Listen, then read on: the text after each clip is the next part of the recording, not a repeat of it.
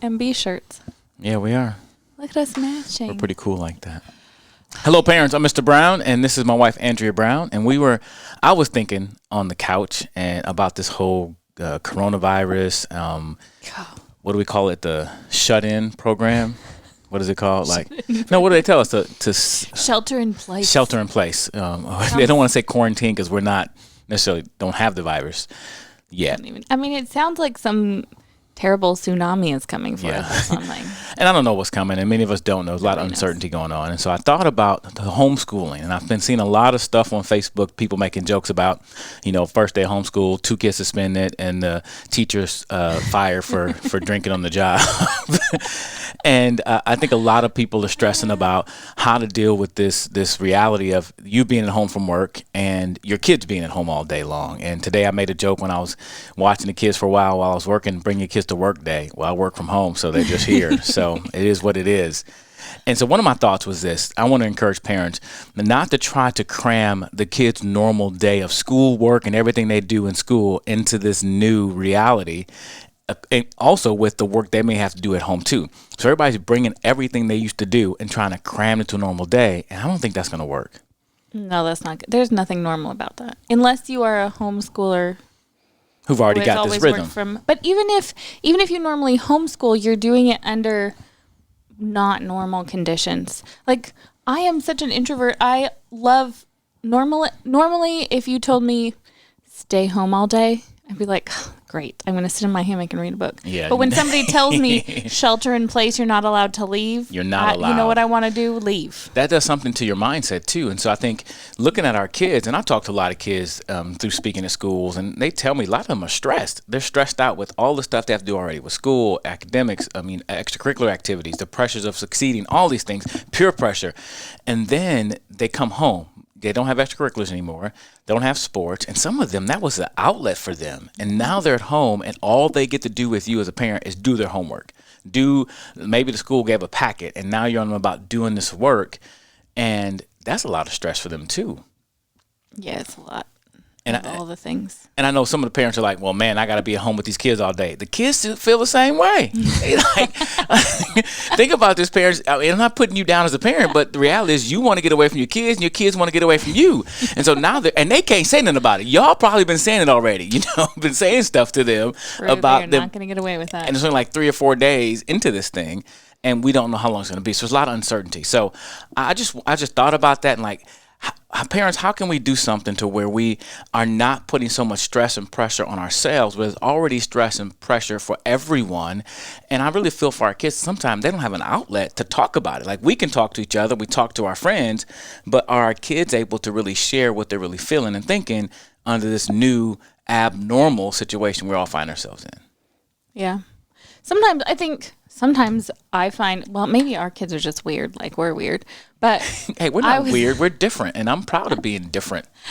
But sometimes I think we're all crazy about it, and then we assume, I know that there are kids, I'm hearing stories from friends of kids that are really upset, but then I think also sometimes we put on them something that's not true. Just the other day I had asked, Sophia and I were in the car, and I said, hey, what do you think about all of this craziness and everybody losing their minds? And she said, well, I don't know if everyone's losing their mind. It just made me realize there's a lot of people in the world because everyone needs toilet paper and all the toilet paper is gone. So I realized there's a lot more people in the world than I thought there was.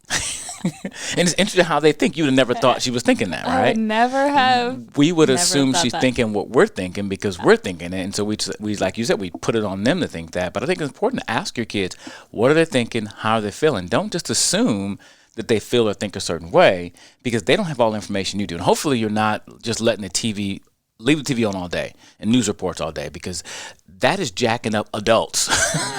And I think it will really, really damage your kids not being able to process all this information. And because everything they hear from a news source, they be like, oh, it's true. And we know that's not always true now. But even the angle in which they're saying it. So I think it's important not to just leave the TV on all day, but don't assume what your kids are thinking. So I didn't know she said that to you. That's an interesting story. Yeah, she's funny. So you said something too about when we talked about this, you had brought it up before I even brought it up about this whole new reality and distress, and what were you talking about in the bedroom when coming out the bedroom? I don't know. What was I talking about? You had mentioned about like everybody's losing their mind and how you. Oh, me yesterday? Yeah, you yesterday. I didn't. So there's, yeah, you I probably shouldn't anything. tell that story. You tell us. Just your Well, story to there was tell. this moment yesterday. We were actually trying to make a video. Now in retrospect, I wonder if it comes across in the video that I'm the only one. But we were making a video. But for a while we were out here in the studio, and I just kept sitting there thinking, what is wrong with everyone? Like all these people, meaning the three of you, Sophia and Evan. I'm like, there is too much touching happening. There is too much loudness happening.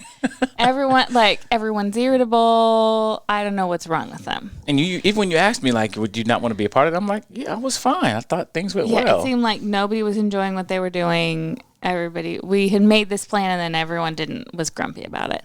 And then I've been trying to do this thing that I'm calling fact checking. Like when there's like something going on, to like just ask before I assume, kind of like with kids, like instead of assuming that Sophia's really upset, even when she's acting upset, instead of assuming what it's about, just checking my facts. Like, hey, it seems like something's going on here. Is this a problem for you?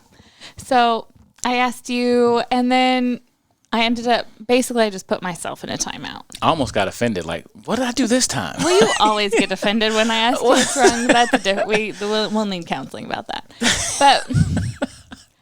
But yesterday, I just left because I thought I can't handle these people. They're losing their minds, so I left.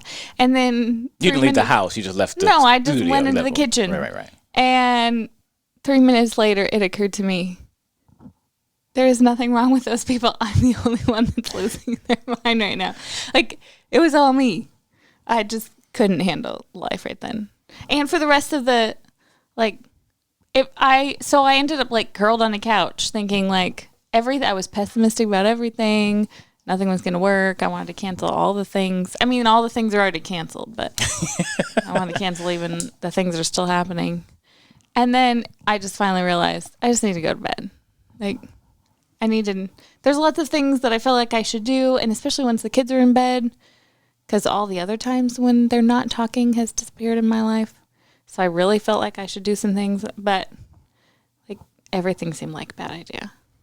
And I realized I just need to go to bed. And everything seemed much better in the morning. Like sometimes you just need to not try to, if it's been a really bad day, sometimes you just need to let it be what it is. And go to sleep. And just wait for a new one. Right. And I think, and that's one of the things I'm talking about too, making this new normal.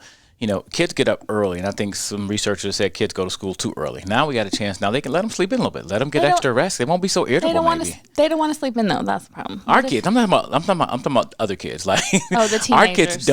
Our kids don't want to sleep in. We have to keep them in the bed right now. I know, right? It'll be a new season. One day we have to shake them out of bed. But I'm thinking, as you cram this new normal of we're in the home right now, we're working from home, we're schooling from home, we're all here together. Don't try to cram what was into something. Just create something new.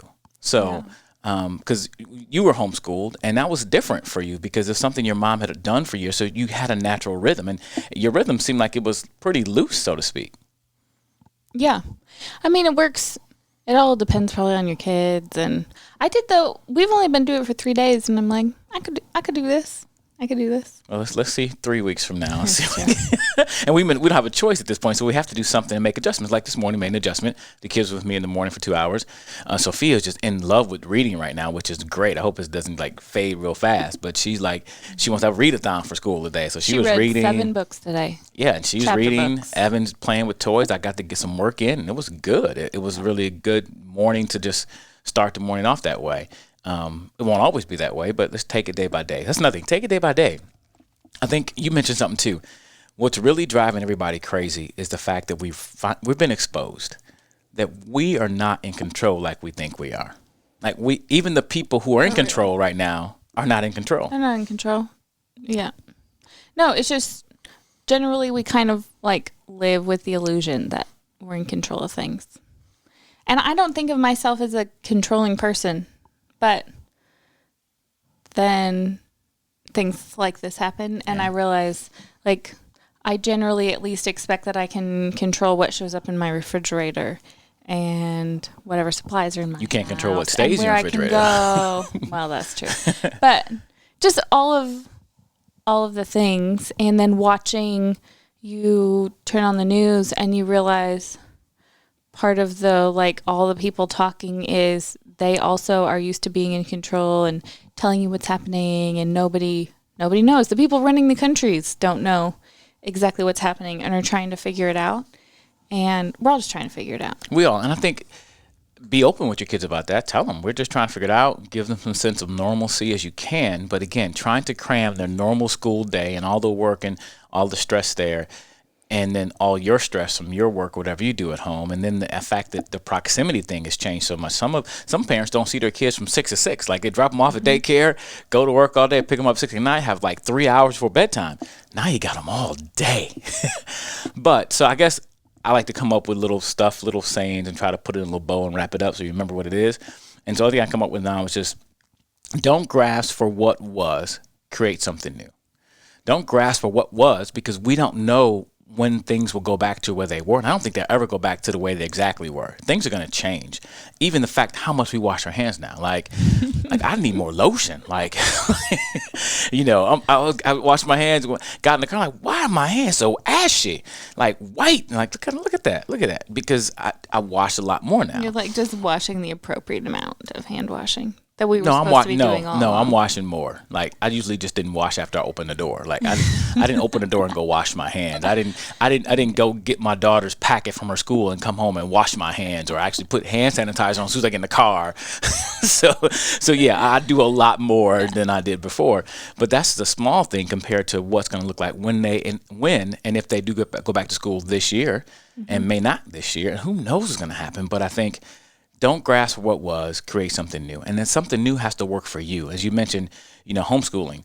And the way your mom homeschooled, it was kind of different for each kid. You had some boundaries for everyone, but hey, you got your work done right away where your brothers may not have. And so kind of customizing that and understanding the boundaries for each person, and just trying to make the best you can. Again, not grasping something what was, but create something new that works for you and your family. Because I've been looking on the internet too. Facebook, all these daily schedules, I'm seeing all the daily schedules popping up, and everybody's trying to, what's the schedule? Make your own. There may be some good guidelines or ideas, but make your own schedule. Maybe you got to have 3 gym classes a day, or maybe 3 recesses, because your kids are the active ones who are in 5 sports. Man, you saving on gas. Like, look, can I plug my own video I did yesterday? Can I plug that? I mean, it's our video right now. It's your own video. You can do whatever you want. So I made a video called Look for the Good, talking about the coronavirus, and you can check that out at hellomrbrown.com.